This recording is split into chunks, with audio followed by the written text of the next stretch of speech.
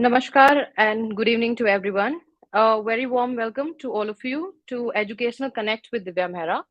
You all have joined us today for a very exciting webinar. It's my great pleasure to introduce to our esteemed speaker, Ms. Susmita Chakraborty. A very warm welcome to you, ma'am. Thank you, ma'am. Good evening, all. Ms. So, Susmita yeah. Chakraborty is a faculty of geography at Modern English School, Doha, Qatar. Ms. Chakraborty is an expert in the field of geography and a passionate speaker and a teacher who has been working tirelessly to help the students overcome their stress and anxieties. Today, she will be sharing her invaluable insights and knowledge on the subject of dealing with exam stress for students of class 10. With the board exams around the corner, this webinar could not have come at a most appropriate time. I'm sure Ms. Chakraborty's insights and practical tips will be of a great value to all students who are facing stress and anxiety during this crucial period. So, without further ado, let's give a warm and a hearty welcome to Ms. Sushmita ma'am. Thank you, ma'am. Thank you so much, ma'am. So I'm really delighted to be a part of this webinar. Here in this webinar, we'll be sharing how to deal with a different level of stress by not only the examiners but also the students, the parents. They all experienced a certain level of stress, right? Especially during when it comes about board examination, they feel a little bit stressed as it's the first public exam. So yeah, definitely stress is very very common. So I hope you will be taking very important valuable point from this webinar, and it's really applicable and you can apply it in your real life as well to deal with different situations. So here we go with stress management. Right, ma'am. Thank you so much. We welcome you, ma'am, for the today's session. As you know, that board examination is a very crucial point for students, and they have a variety of questions to deal with. So I have picked up certain questions that has come from the students themselves. So we shall begin with them one by one. The first one has been like when we are talking about stress, the first thing is how do we define stress in context with the school board examination? So it's some stress that relates to the change in the emotional and physical behavior of the students, right? So they all are like, we as a human being, we are confined under different situations sometime. So our body reacts and responds and wants to get some attention, and as an action we get stressed. So it depends on the situation how to deal with. Yeah, but overcoming stress is a great challenge, of course. We can go with Sure, ahead ma'am. with the next question, ma'am. Yes, ma'am. Sure, ma'am. The next one that is coming up is, as you know, that during the time of examination, the most important question that comes for social sciences that the students are unable to complete the paper on time. So, how do you would you suggest that how can one effectively manage the time during the time of an exam? Yeah. So, ma'am, time management for social, as we have very, very lengthy paper of around 37 questions. So, it's very important that how we are going to manage the time. First of all, students should know that board exam is quite different from that of school exam. Here are the set of, instructions, or you can say informations there to deal with it. Fine. So when you talk about board exam, it's the first public exam, but school exam, it's within the classrooms. So periphery wise, board exam is very, very broad, and where we have more syllabus, whereas for school exam, syllabus will be less with less number of sets, and then instructions will be very, very clear, and limited instructions will be there, and we don't have much to work with OMRs in school exams. Unknown faces will be there, invigilators will be there, supervising examiners will be there. So to deal with them, to first time sitting in a public exam, dealing with all those unknown faces with lot of pressures of syllabus and paper patterns, students really feel stressed, and if they know sometime the answers, still they make mistake. So this is how they can first identify the level of stress which are going to come. So once we are aware with those things, that these causes stress in our life, we can easily control it. So once we are aware that, yeah, it is going to be a public exam, it will be having more number of sets with more syllabus, with a lot of instructions, OMRs, unknown faces, different seating arrangement. So definitely somewhere, if we are prepared for it, definitely we can work on it, right? So stress, if it is known, can be controlled. Stress which are unknown, it's little difficult to manage. So sitting in the exam by knowing the stress will be making you a little comfortable. Right. Very true, Moving ma'am. to, yeah, moving to So, next so question, I, ma'am. yeah, so I think when it has been difficult for the students and they already know that they are supposed to be appearing for this and they need to be attending the paper in a very short time, and they need to be actually attempting the map work as well as the questions, and they are supposed to be writing in a proper pattern.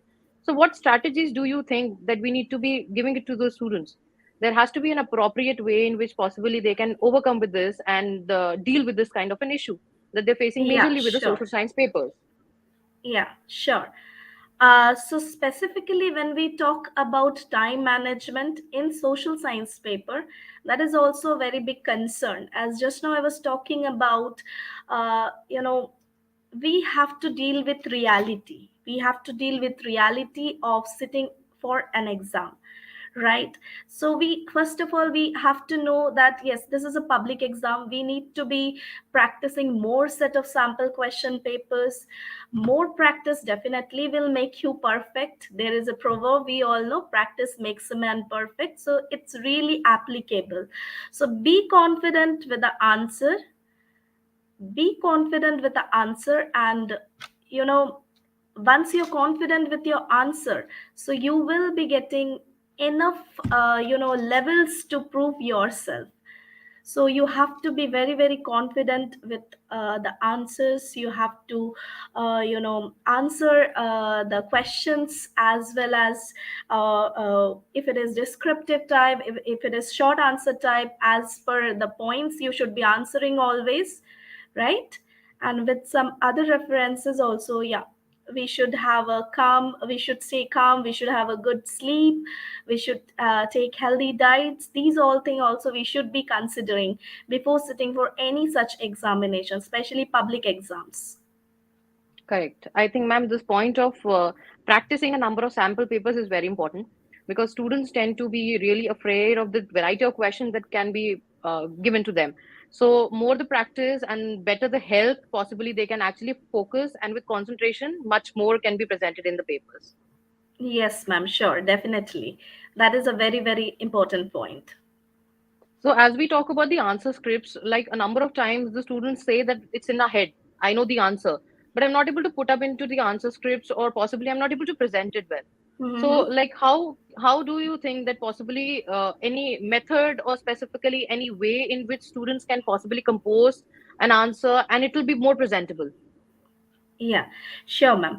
Actually, students, see, when you see the number of chapter for social science, specifically social science, it's too long. It's 21 chapters. You have a limited number of days. So what can you do is just to follow the keywords for a certain answers, and definitely it should be written in points. You need to have better summary of the chapter. So each and every chapter, if you know the gist of the chapter, and if you know a certain statement based question from the chapter, which you will find has been repeated years after years, if you solve more sample question papers, definitely you're going to get idea about how to write certain questions. So sometimes there is a repetition of the questions as well.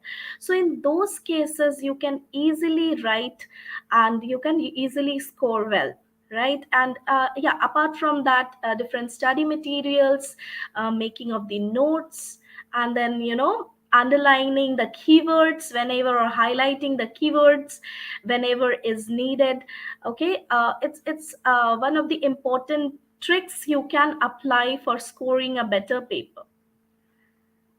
Okay, and yeah, uh, Definitely, when we talk about reviewing paper, that is also very, very important, students. As when you talk about, once the paper is done, we are about to get it over, and we are, sometime running short of time, and we do not go through the paper once again. So once we go through the paper, we can definitely analyze. Somewhere we may add one more point. Always there should be one extra point for your answer, and this is how you can be making your paper more scoring.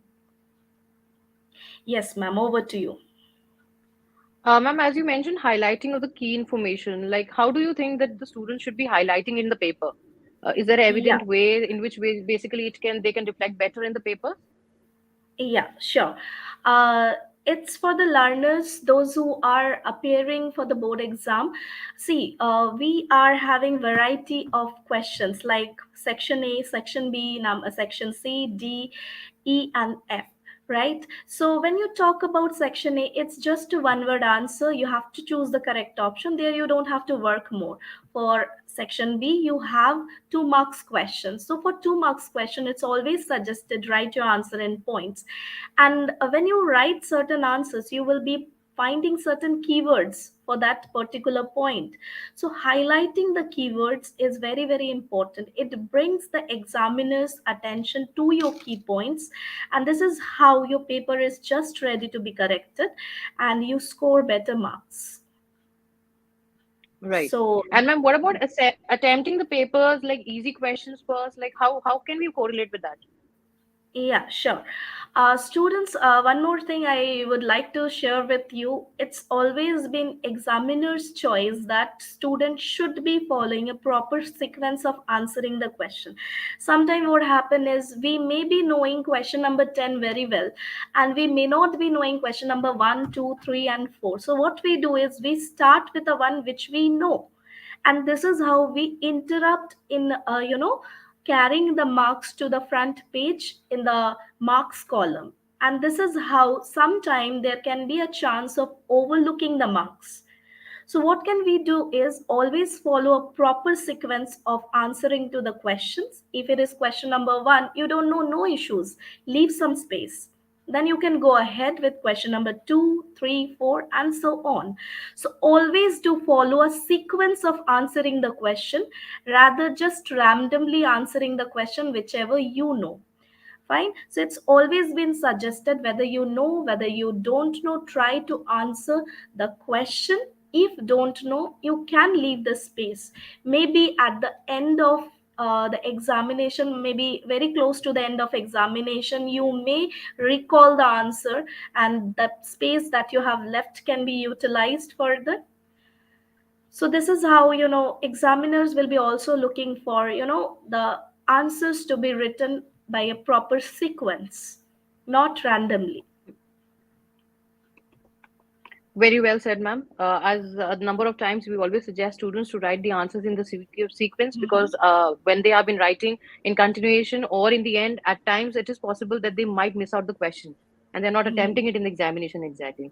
So it's very important for us to be actually attempting it in the number of series, and we can always leave a space whenever it has been required. If the question we have been Yes. attempting in the end, or we are just not been able to recall and remember right now. So, if we are talking about like paper and we are talking about the pattern and how we're supposed to be attempting it, why I need there's a need for me to seek help. Like, why is the need? I think I'm self-sufficient as a student. Why do you Mhm. think that we need seeking some help out there? Fine, ma'am. Actually, the students are self-sufficient once they attend the class, attentively. Sometimes we find different set of diversions in the class, so they sometimes miss out some rules and regulations which are shared by the teachers.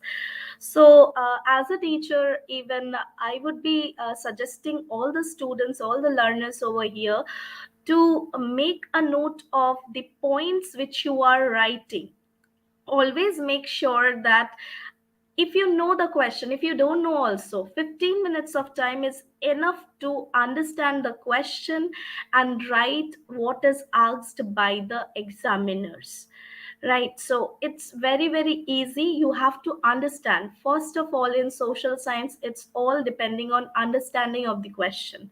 So once you understand the question, even if you're not prepared for that question, you can write something because it's all around us. It's application based subject. Correct. And even if we are not being able to comprehend something, we can write the context that we have studied from the chapter rather than leaving it as a blank. Yes, exactly, ma'am. And when we're talking about the end of the paper, like once I've written the paper, why is it important for me to look back to the paper once again? I can get over with the paper because I am very confident that what I've written has been actually correct. Yes, yes, absolutely, ma'am. Sometimes what happen is I'm so sure with the question. I'm so sure that I have written the questions answer correctly. So because of sometime the overconfidence and I know the answer very well, maybe I left out with some very, very important point. So once I complete the entire paper, once I look through it again, just go through it once again, there I can realize if really those important points as per the question is written or not. For example, if the causes are asked, sometimes students write impact, so it's different question, it's pretty different question. They know the answer, they are aware of what kind of points they are supposed to write, but as they're overconfident with the question, they write something else instead of something was asked in the question. So it's very, very important that you should be completing your paper before 10 minutes. And then once you are completed with your paper, definitely whatever the subject may be, you should go through the paper once again. So just to make sure that you didn't left any important points, just to make sure that all the possible points are written properly and your paper is well scoring. Rightly said, ma'am. Yes, ma'am, So I over to you. think to summarize the strategies, we can always say that highlighting of the keywords is very important in the paper. There's the first impression that we give it to the invigilator. Making of the notes and specifically just recalling the content that we are actually writing. Seeking of the help is very important because we should be very clear for what we have been actually writing is evidently being correct, and we of course need to be always cross-checking with our partners, with the friends, that possibly what exactly are we attempting? Is there something that we're missing out? All the more easier questions to be attempted first, not to be leaving a blank for the questions which you are not being able to remember. You can always do it in the end. And lastly, please check the papers thoroughly before you're submitting your papers, and always keep a gap of 10 minutes for the last 10 minutes for you to check through the papers.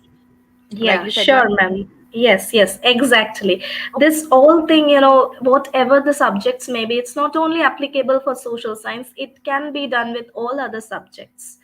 So it's very, very correct. important that you just go through the paper, revise it well in advance time before you submit the paper.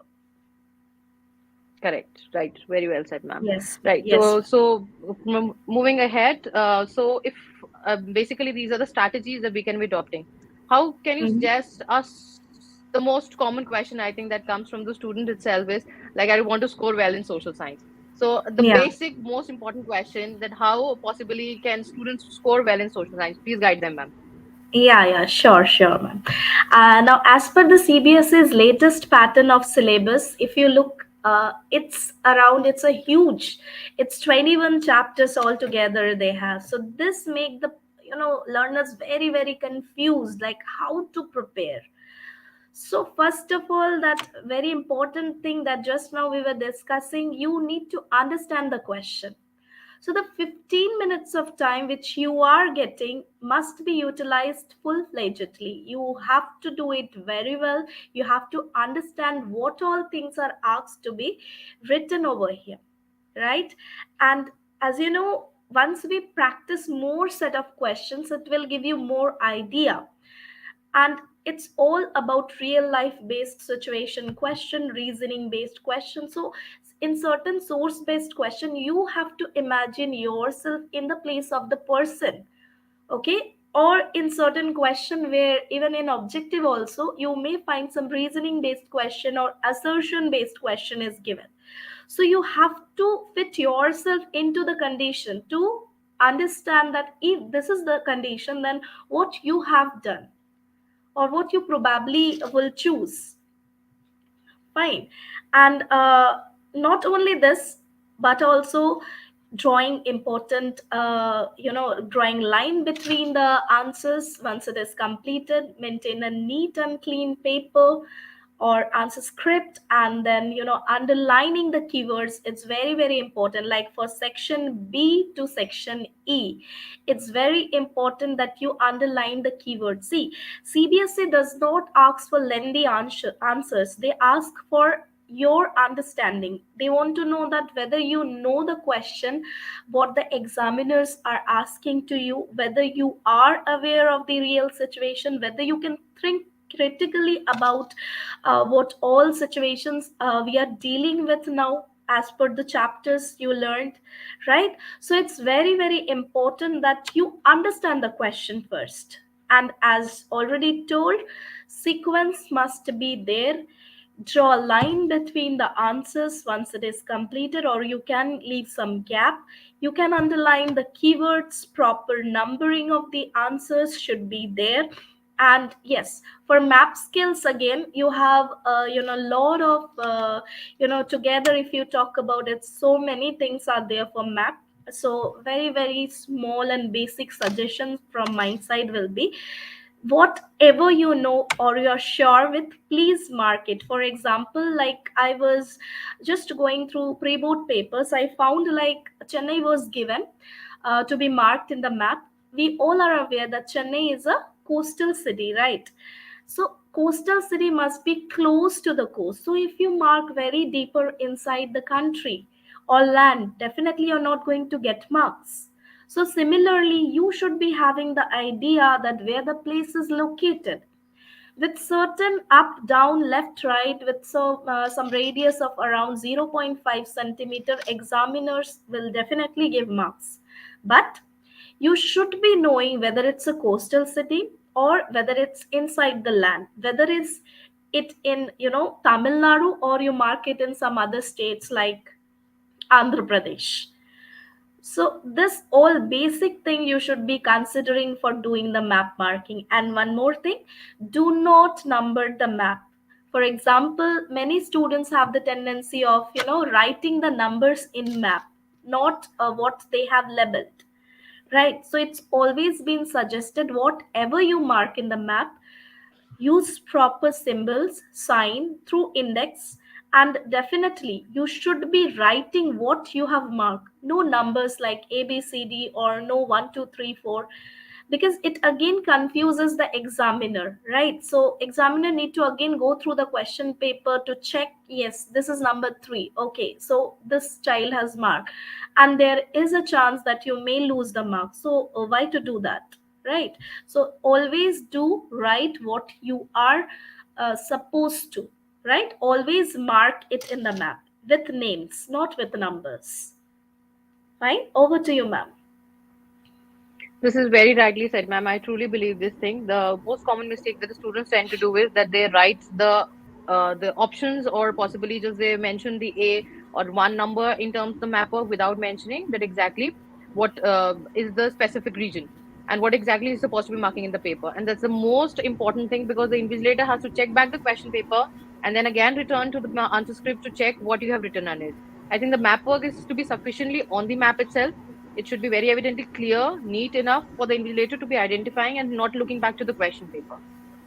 Mm-hmm. Plus, then we Yes, have a number of times labeling of the map work becomes an issue, or possibly not marking it very neatly. It's also another one of the yes, major yes, correct, concerns and correct. issues that possibly comes up to it. So, whenever we're talking about the sequencing of writing the answers, like how do you think that the student should be taking care of the sequencing? Ma'am, the first of all, as I told, if they don't know no issues, they can leave some spaces. For example, they may not be knowing question number 3, 4, 5, 6. So what they can do is, after doing number 1, they can leave certain lines. For example, if we talk about 3, 4, 5, 6, it is 1 mark question. So it will not definitely take more than a line. So a line gap should be left for it. For 2 marks question, if they are not sure about, they can again leave few lines like 3 to 4, or depending on their handwriting, it can be 5 to 6 lines, and then go ahead. And at the end, if they are still not sure, they can put just a simple strike, they can strike out.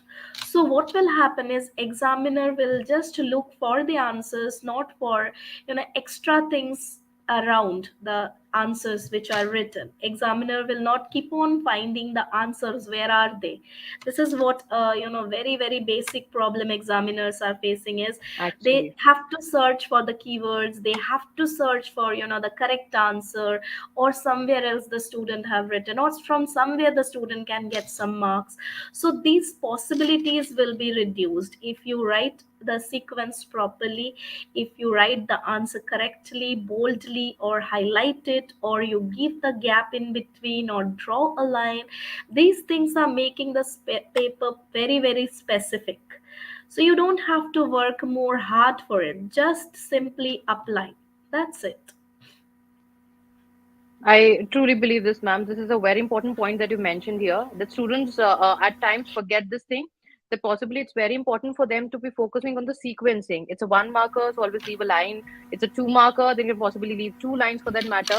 But if the invigilator is So hassled enough this to is find the how answer, we can make the paper more scoring in social right? sciences.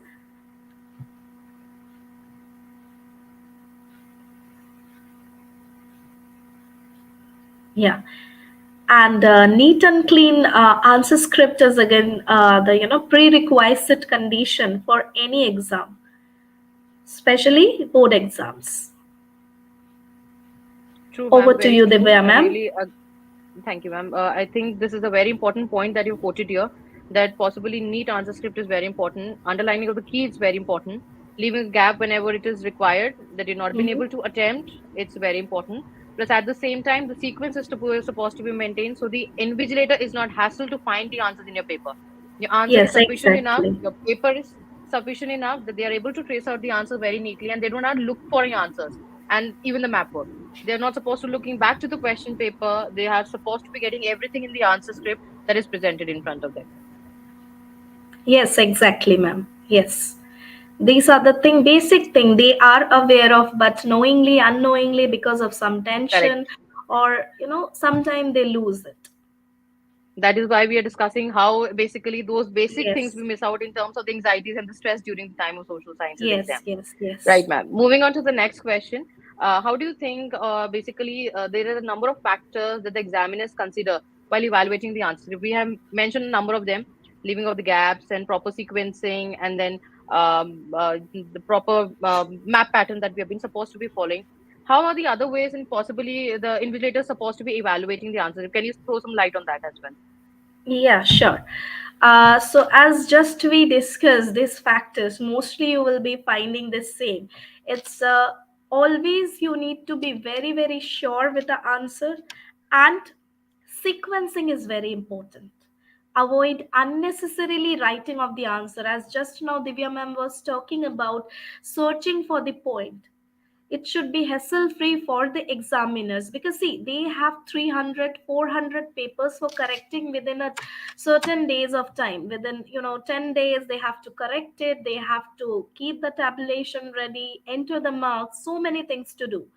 So once you are making your answer script ready for them to correct, they don't have to keep on finding the answers, right? So always do avoid writing answers in para, and always do write one extra point. For example, if you have 2 marks question, do go for 3 points. If you have 4 mark question, go for 5 points. If you have 3 mark question, go for 4 points. So it's very very important. Sequencing of the answer is also very important, as we just now discussed. So it's you should be keeping in your mind, your paper will not be getting more than 10 minutes. Okay, so you have to keep the answers just ready to be corrected by the examiner. So what happen is examiner will just see the keywords, and you will be getting the marks if it goes as per the question, right? So just to make sure that your paper is ready for correction and it's going as per the marking scheme, avoid writing paragraphs, unnecessarily explanation. You may be knowing certain answers very well, so you keep on elaborating, Though the answer is of 2 marks, you keep on elaborating a entire page. So do not do that. Write it in precisely 2 points, or maybe maximum of 3 points. Just add one more extra point. Reason: say suppose one point goes wrong, the next point will be considered, right? So for 2 mark question, if you write 3 points, out of 3 points, if the first point is wrong, the second point will be considered and the third point will be considered. So this is how you will be not losing the chance for getting the marks for that particular question. So these basic thing will be, it will be very good if you keep in your mind and you go forward with it. Over to you, ma'am. Very true, ma'am. I'm really accepting this point that possibly what exactly happens is that the students limit themselves for writing the answers. They know the answer, they know what they're supposed to be writing it, they have prepared themselves, but when it comes to a question, they think that it's a two marker, why should I write more? And they limit themselves. And this is one of the key factors because of which majority of the students lose mark, because an extra point can possibly help you further to enhance any key point or any point that has been left behind, which has been actually difficult for us to comprehend and understand. So that point can be taken over and it can help in further overlapping with the point it might not be previously correct. So it's very, very rightly said on your part. And this is one of the key things for us to be remembering, to add an extra point to the Over answer. to you, If it's a ma'am. two marker, then we can go for a three marker. If it is possibly a three marker, we should write an extra point so that it's gaining for the for invigilator to check over that in case one point is extra, one any of the points are not being specifically given in the correct form, the other one can take over that place.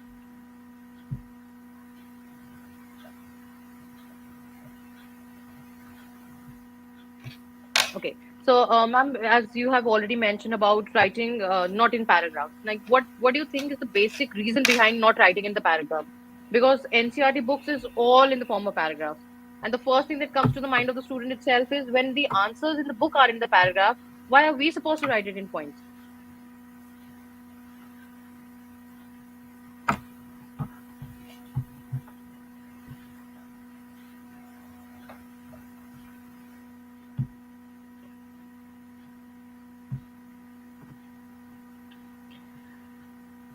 Fine.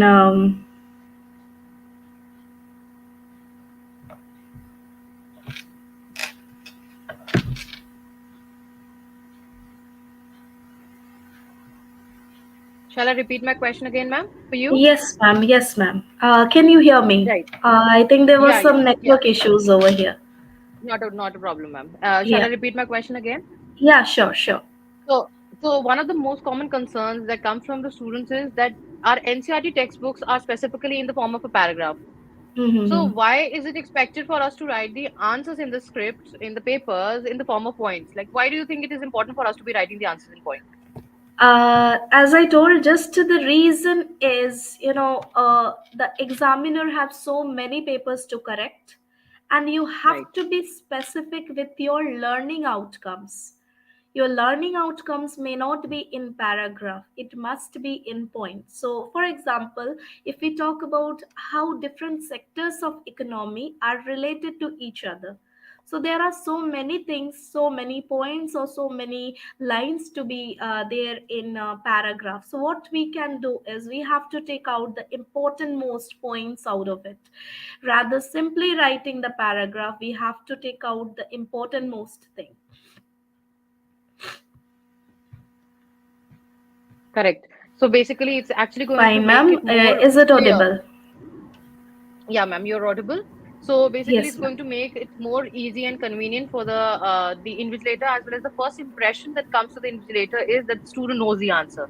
I think that is very Exactly. evidently important for us to be presenting us that as a student, I'm able to convey that I know the answer to the invigilator who's not in front of me. Yes, yes, exactly, ma'am. Right. So, ma'am, would you like to share some ways in which we can present in the answer scripts, the questions? Uh, yes, ma'am. Just right on the screen, there will be some, sample papers, answer scripts which are corrected. Just have a look. This is one paper corrected. This is one high achiever scored 78 out of 80. So just have a look. the same thing which I was discussing, examiner will be looking for the points. This was 5 mark question. You can see she has written 7 points. 2 extra points are there. Fine. So examiner will pick up the keywords as highlighted by her. So it's just ready to be corrected. Examiner don't have to search for the keywords, for the point, for the understanding of the questions, and writing the answer. So it's just ready to be corrected. It's 5 mark question, but it hardly have 100 words, right? So it's not the length of the question examiners are looking for. They will be looking for how much you know about the question. That 15-minute time is given to you for understanding the question. Right? It's for understanding the question and writing it accordingly. You don't have to write paragraph, you have to understand and write the points as per the question asked. And as you can see, you need to highlight also, so that proper labeling, numbering and highlighting will make your answer to the point and just ready to be corrected by the examiner. Fine, ma'am. Over to you. Right. So, ma'am, when you're talking about presenting, and it's a very nice example that is given to the students for them to understand that why it is so important for us to be writing the answers in points first and the foremost, underlining of the keywords, right, and then very neatly presenting the answer. So, the example that you've shown here of an high achiever who has secured a 5 mark here, I think it's very important for us to be knowing that a 5 marker answer specifically is being more presentable, and highlighting of the keywords makes it more evident for the invigilator or possibly anybody to be looking up for the exact keywords that is been evidently important in an answer.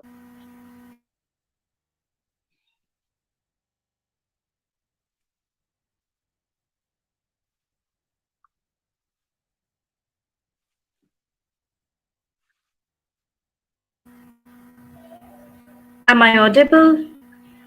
Yes, ma'am.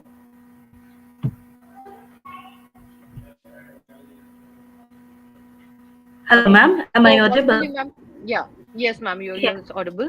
So yeah, yeah. possibly talking about the key pointers as we were discussing. So I think it's a clear reflection. It's a very good note to actually see that possibly a student can see that how a particular 5 marker answer is very important to be presented in a way for underlining of the keywords or possibly been like writing in the points.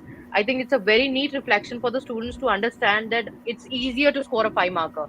It's just a beautiful Ye- presentation, and the first impression with the view itself, I can very well trace out what are the important key pointers for the particular answer. Yes, ma'am. Here you will get two set of question. One is from geography, and the other one is from political science. Hmm. So let it be anything, like any subject. You can underline the keyword and write it in points. Maybe it's science or maybe it English.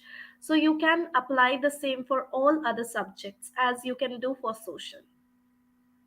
I think this is a very important point to note, ma'am, that this underlining of the keyword is not just specifically related to social science, it has been applicable to the rest of the subjects as well. Because the reflection that the invigilator gets in the first eye is that the student knows the answer, and he has very Yes. confidently presented in the paper as well. And that is that is the last impression that we want to leave him with, that possibly it is a very neat paper just because he is very confident to be presenting the answer. Exactly, ma'am. Right. So, ma'am, this is something that you presented for a high achiever. What about the students who are an average or possibly they are losing the marks simply? What are the places do you think is the key areas where they're losing the marks? Yeah, ma'am, for a low achiever, it's first of all is they need to do lot and lot of practice. First of all is understanding problem. They have to utilize that 15-minute time very, very thoroughly. I know after getting the question paper, students are very, very tensed. Whether I know the answer, whether I don't know, how much I'll score. This what comes in their mind. Before they write the paper, it comes in their mind that uh, what all thing they should be doing to get the paper more scoring, right? So they should keep in their mind that yes, whatever it will be, they should be knowing the basics of the question. May not be they are knowing the answer, but as I told earlier also, social science is always it's based on understanding. So once they are understanding the question very well, so they can write the answer. Fine. So with low achievers and average achievers, I would like to suggest that they should practice more sample papers. But now it's not the time to say to study you the just go through the chapter line by line. It's not possible, right? So you would have done this, earlier, that reading the chapter line by line, because CBSE asks textbook reading is must. That is why even in abroad also CBSE follows NCRT to make a similarity in terms of learning, so that students will be precisely knowing what all contents to be applied for social science with respect to the chapters. Fine. So this all things should be considered for a low achiever, that they need lot of practice and understanding of the question. And one more thing, low achievers have a tendency of leaving the question, which can be checked. So we can move to the next slide. Yes, in low achievers, we can say that, yeah, in case of low achievers, we can say that you can see the paper is just losing the continuity. It's 31 marks, 31 number question. It's around 5 mark question. So 5 marks. instead of writing the effect, something else was written in the question, right? So understanding problem is there. Fine. So you have to be very confident what you know. You have to be very confident with the answer when you write. So you understand and write. Fine. And one more thing, low achievers have a tendency of leaving the question. So do not do that. You can leave the space for the timing if you don't know. Then once you're done with your paper, go through the question once again. Understand it, what is asked, and write accordingly. Definitely nothing is impossible, especially when you talk about social science. It's the science around us. You all are aware of the facts or the changes which are ongoing, right? So you can easily relate it and write. Okay. So moving ahead with the next slide, I'll just quickly show you how the low achievers lost marks. Yes, just have a look. Here you can see either the question is not attempted, NA stands for not attempting the question, and definitely 37th question, no maps are found. So there he lost 5 marks, and followed by it, as you can see, either 1 mark or 0 or not attempted mostly, right? So the student was not confident enough to attempt the answer. So do take a chance, be confident, and attempt the answer. And for doing that, you have to understand the question asked. And again, do follow the sequence. Very, very important that you have to follow the sequence. Right. Ma'am, I would like to mention here one thing. Possibly there is the paper that you're showing and reflecting about a low achiever. A student has left not a lot of questions, and you are very Yes, rightly that possibly social sciences is all about our comprehension about the society. So something or yes, the other, possibly related to the content that we have studied in the chapter, we can associately write in the paper rather than leaving a blank. exactly, So ma'am. at Exactly. no cost we should be leaving any question blank, because that is the least that possible way that you can actually present your paper. When we talk about scoring high, so we can score Yeah, only high if we, in terms of, we're not leaving any question blank. Even if you're not able yes, to remember the answer, or possibly we are not able to find out what exactly is the answer, we can still correlate with the context, something of an understanding, and write it rather than leaving it a blank. yes, yes, exactly, ma'am.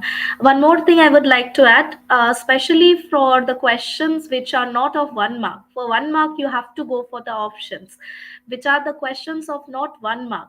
So definitely there are so many other keywords. See, you may have 2 keywords or 3 keywords, but examiner in their marking scheme, they will be having variety of questions, keyword or answers keyword related to the question. So whichever ground it is fixing with or fitting to, you will be awarded marks. So do not leave it blank at any point of time, right? Try to write it, and definitely there will be, your paper will be scoring. Correct. And it is very important for us. These are some basic tricks, I think, which can make Excuse it very easily comprehensible for us and be making the paper very scoring. So I think the basics, I think we are missing out on, and I think it's excuse not a very big thing for us to be actually scoring good score in social science. It's just the basics that we're missing out. Exactly, exactly. Right, ma'am. Ma'am, would you like to show some examples for the map work as well? For the students should be having an idea exactly, just the way you were giving an example of the coastal area. I think Yeah. on the map presentable, it's important for students to know how to do the map work as well. Yes, ma'am. I'll just like to show you a slide with the map. Yes. As you can see, this child has written very, very clearly about the marking. Like A stands for Amritsar, B for Calcutta. It's very clearly understood. Writing wise or marking wise, it's understood. When you talk about Chennai, this is the question which I was talking about. Chennai, so this child know where it is located, maybe not in the exact place, but it's a coastal area. But as I told you, with the radius of zero point 0.5 centimeter in and around, if you mark, you will be definitely getting the marks for it, right? So be sure that which all places are coastal. Fine. So this is what. And one more thing I would like to add. The question here was given for coffee plantation. So see, coffee plantation is there in Karnataka, Tamil Nadu, partly Kerala also. Even if you see, NCRT says that it also takes place partly in Andhra Pradesh, some hilly areas.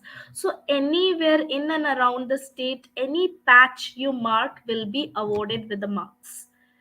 So may not be the correct one, but any of these four states you mark with a patch, you will be awarded with the marks. So in map skills also, there are some options. If not that correct, maybe the next option will be considered as per the marking scheme. So you have to know the places. So when you learn the chapter, especially agriculture, for geography, agriculture chapter is very, very important for map work. I should suggest agriculture and energy resources chapter. You should learn very well for question answers as well as for map skills. Over to you, ma'am. Right, ma'am. Ma'am, as you were mentioning about the map work, I think that's the most scoring part of the paper because you have 2 marks for history and three for geography. And this is one of the basic things that we do it from the very beginning of the session. So this is the Am most I scoring audible, place. ma'am? Yes, ma'am, you're audible. Am I audible to you?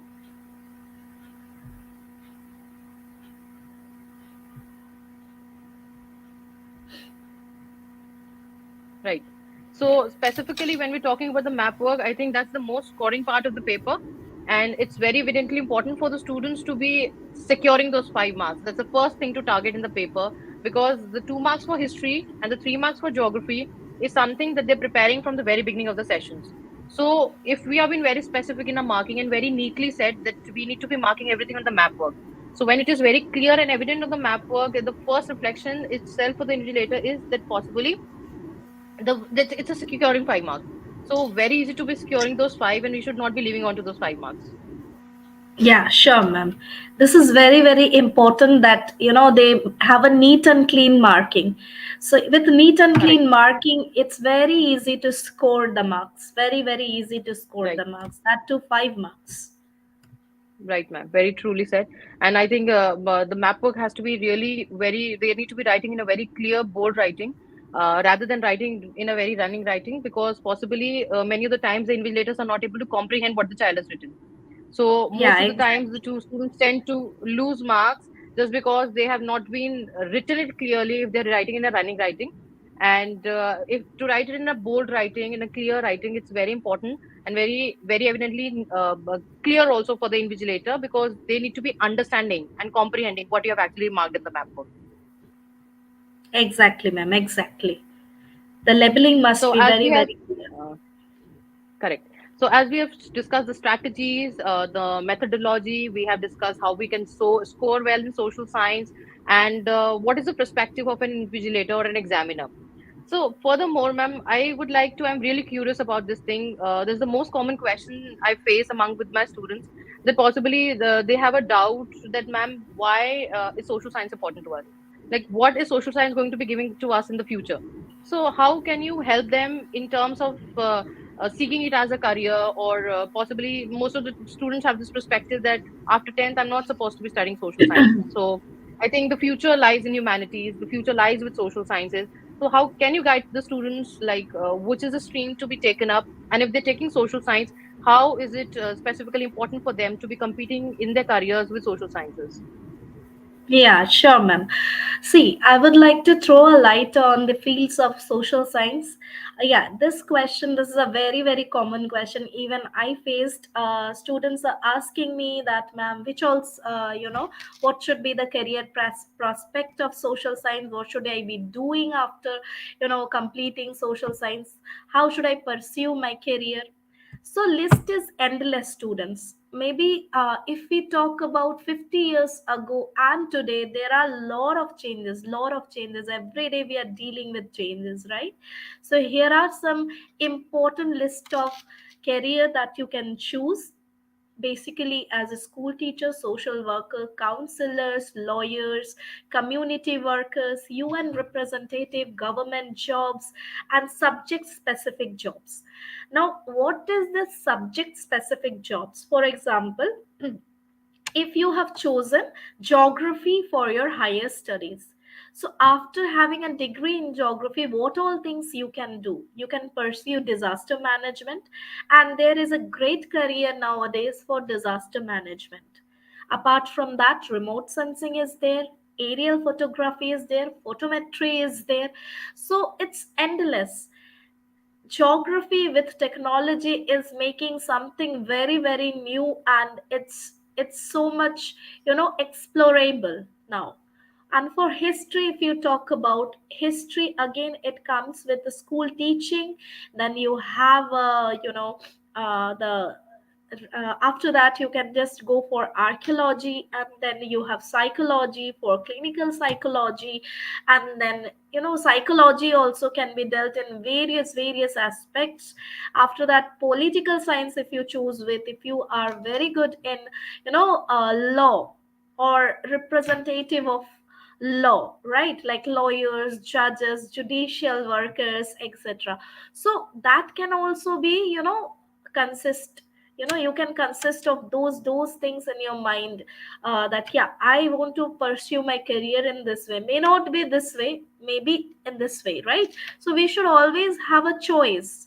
Always we should go with a choice, right? Like, I may not be successful in becoming, UN representative. What next?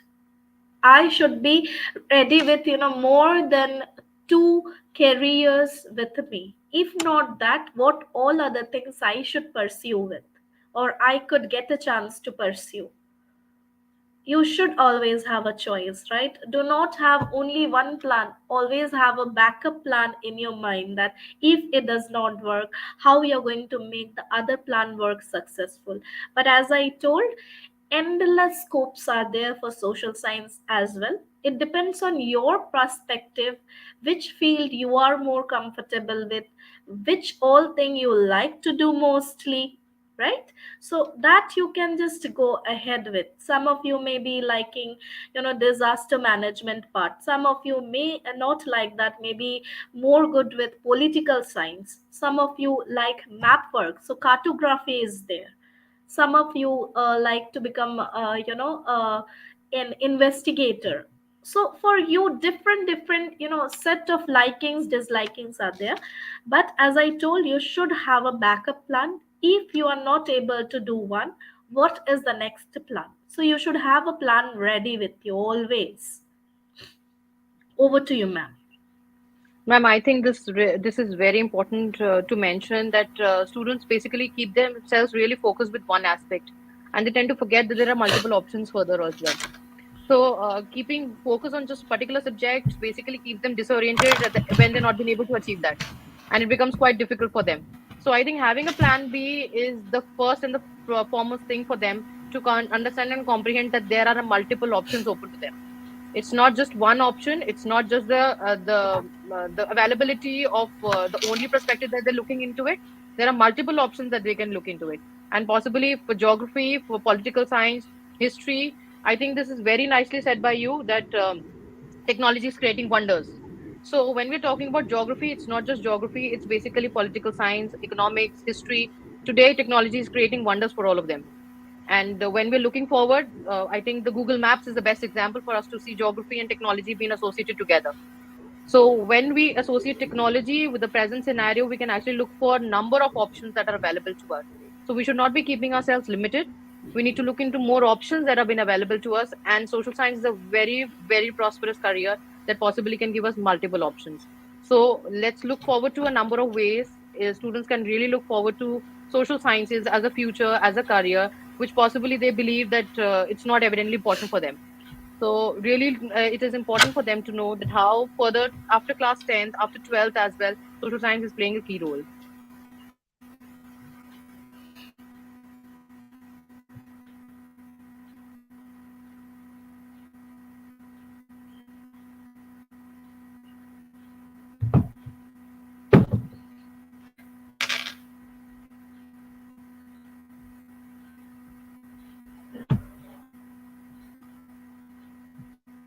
So, ma'am, I think we have covered the most of our pointers that possibly have been important for us to be knowing about social sciences, from the strategy that we need to be adopting, or possibly writing the papers, and what are the key pointers that we need to be keeping in mind while attempting the paper, and the map work specifically, because it's the most scoring part where we can actually focus on the 5 markers to be easily secured. We have also looked up for a future prospect that social sciences has a wide variety of options open to us. But we keep ourselves very limited because we are being short of the ways in which we can present ourselves. So I would really like to look forward to the students coming up with more options, more varieties, more questions that how possibly social science can be more open to it. Yes, ma'am. Okay, so yes, ma'am. So yes, it's totally depending on your choice, students, which all careers you would like to take up, but always have a backup plan. Whatever you go ahead with, always have a backup plan with you. Fine. Just I would like to share one views. It's on based on some interest, based on teaching in abroad. Like how do we teach in schools, different CBSE schools in abroad? What all plans they have for abroad teaching? Yeah. Thank you so much, ma'am. Yes, so as you can see, it's class full of activity. Whatever lesson we are conducting with, it have some activity-based learning. For example, I am going to teach Revolt of 1857. So when I introduce or impart the lesson, I will be asking the student to do some pen paper activity, or can be a short question, or can be it is based on some certain kind of play which they have already learned, right? Or it can be based on certain video will be displayed, they have to identify the characters. So based on activity, the learning takes place here in abroad. Let it be any kind of syllabus they are following, can be IB, can be IGCSE, whatever they follow. So they have to follow activity for each and every lesson. Secondly, which Qatar is following is the value implementation. Each and every month we have a set of value. For example, the value for January and February month is respect. So we impart the lesson with respect to the value of the month, value of the week.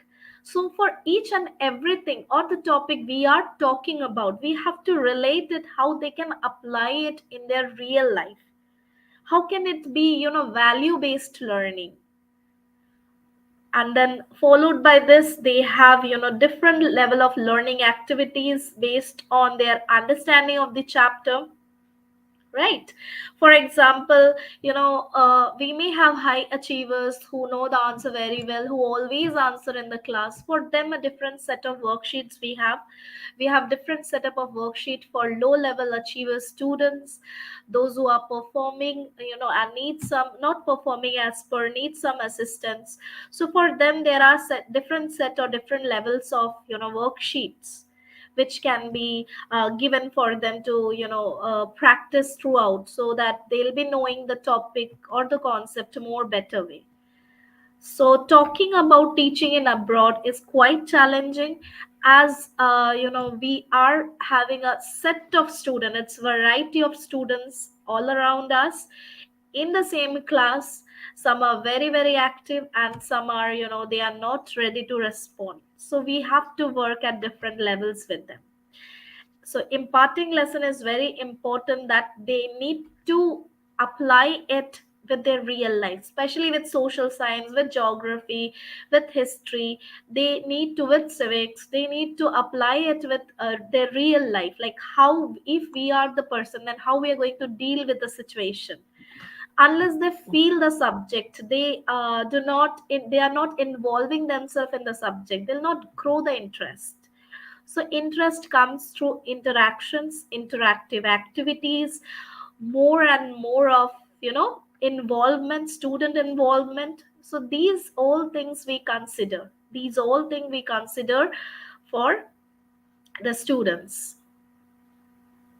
Over to you, ma'am. Really nice to know, ma'am.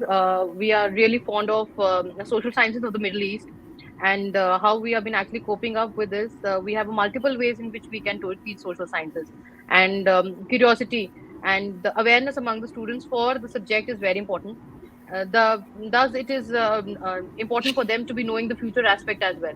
What they keep themselves is limited, and they feel that social science is not with the multiple ways that they can test or basically remember, and they keep it themselves very limited, that it's all about the theory to understand and write and learn. And I think that is one of the reasons because of which they keep it themselves very limited. So I think today's webinar is going to really help them understand that possibly there are a number of opportunities in which and through which they can actually pursue social science further for the future careers also. And of course, in abroad also, we have been actually following a multiple ways in which the teaching of social science can take place. The same way we have been doing here as well. So we are looking forward to more learning by doing, a more student-oriented approach, a more curriculum base that is focusing on the students' learning, a practical knowledge gaining, so that the student learn by themselves. They're doing it and they're learning it by themselves, and they will be able to remember it for their life, not just for a certain period of time for which they're giving the exams. So it's very Exactly, important ma'am. for us, right? This is very important to note that the students just not keeping themselves limited just for a annual examination or for a midterm examination. It's something a learning for a lifetime. So they should be taking this with their life and remember this, that possibly this is what we learned at school. It's very important for us to take the students to that level. And I think teaching is basically that challenging job for us to be creating that kind of a curiosity with social sciences in the classroom. Exactly, exactly, ma'am. Very well said. Yes, social science is all about, feeling the subject. You have to involve yourself in the subject. Then only the interest will come. And from Correct. interest, you can make it further prospect and then livelihood, definitely. So thank you Right. all for being connected with us. Wish you all the best, and stay calm, stay cool, stay confident for your board examination. Hope this webinar was very effective for you and you have some takeaway points from it. And really, it's from a certain experience which even I, as a student, would have felt a long back, and which is every day I'm updating myself, which you can really apply in your life as well, not only for exam but other stresses also. It's Rightly good said, to be ma'am. a part True. of it. Very Thank you true. so much, ma'am.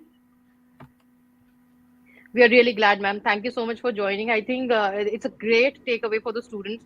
It's a very difficult time for them. It's basically a very crucial time for them because they're going through a very tough time. So possibly, I think they will be able to grasp a lot from this webinar today. That social science is not that difficult. We just make it difficult. So it's the similar way we can make it simpler and easier as well. There's the basics that we need to follow, and I think very important ways, and the pattern that you showed is going to really be helpful to them. I hope really they will be able to gain a lot from this today's webinar, and take away the fear and the phobia that they have actually developed around the subject. Really looking forward, and really best wishes to the students for the upcoming board examination. I really want to thank you, ma'am, for connecting with us today, for giving us this chance to interview you and help the students through you, possibly bringing up and connecting India along with the Middle East, and especially taking up time from Doha and connecting a session for the students. It's really important for us, and we're really thankful for that. So, on behalf of Educational Connect, I would really like to extend my sincere gratitude to all of the students, those who are attending the webinar today. This dealing with exam stress is a key issue right now, and we really wanted to cater to something for class 10 specifically, because they just have their exams coming over. And ma'am, thank you to you. Um, it would have not been the special thanks is specifically to the valuable insights and the knowledge you have bestowed here. Your words have actually inspired and motivated all of them, and we are really looking forward that the students are really going to work wonders with these kinds of tips that we have given them today. So you all can share your suggestions in the chat box on the various topics that you would be interested to have a next session on. And once again, I really thank all of you for joining for today's session. See you soon for another exciting session very soon. So all the very best for your board examination. Thank you, ma'am, for joining. And Thank thank you you all so of you for much, joining. ma'am. It's all my Thank you so much. pleasure. Wish you all the best, everyone. Do your well and be All confident. the very best. Thank you. See you soon. Thank you so much for joining.